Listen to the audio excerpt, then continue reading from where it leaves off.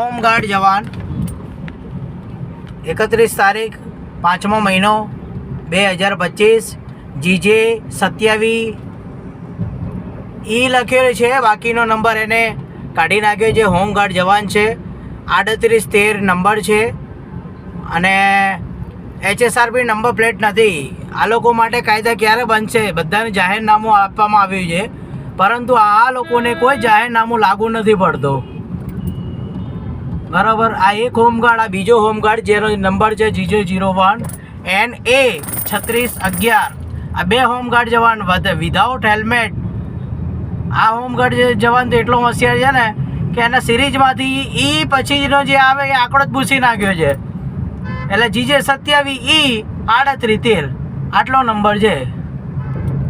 વગર હેલ્મેટ.